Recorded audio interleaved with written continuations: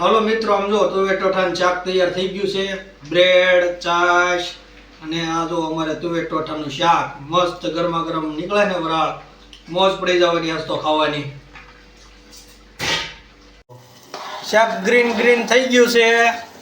હવે થોડીક જ વાર છે, આપણે પછી ઉતારી લઈશું. સડી જવાનું હવે સડી ગયેલું જ છે, તો 5 મિનિટ સડવા દઈશું, પછી ઉતારી લઈશું. આજે અમે ઘરે તુવેર ટોઠાનું શાક બનાવવા જઈ રહ્યા છીએ. બ્રેડ, તુવેર ટોઠા અને છાશ ને પાપડ ને બાપડ નામ જો જમાવટ છે, મોજ આવી જાય.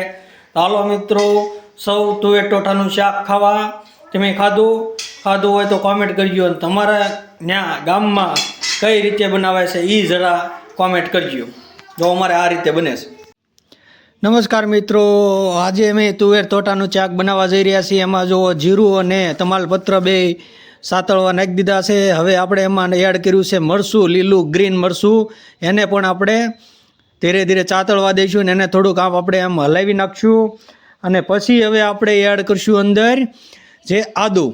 તો આદુની પેસ્ટ પણ જો અંદર આપણે એડ કરી દીધી છે. વ્યવસ્થિત એને હલાવી નાખીને વ્યવસ્થિત એને સાતળવા દઈએ. તો આ રીતે ગ્રીન લે તુવેર ટોઠાનું શાક ને હવે આપણે અંદર એડ કર્યું છે લસણ.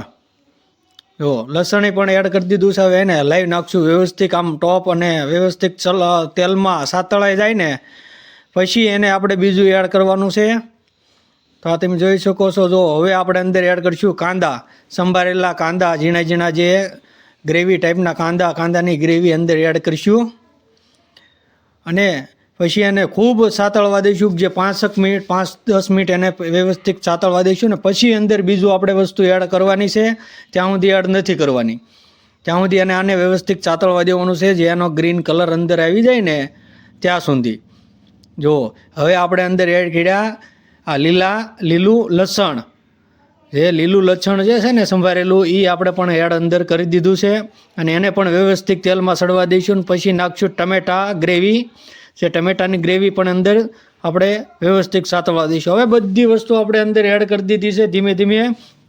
હવે ફક્ત ખાલી તુવેર અને જે મગની દાળ બે જ વસ્તુ બાકી રહી છે.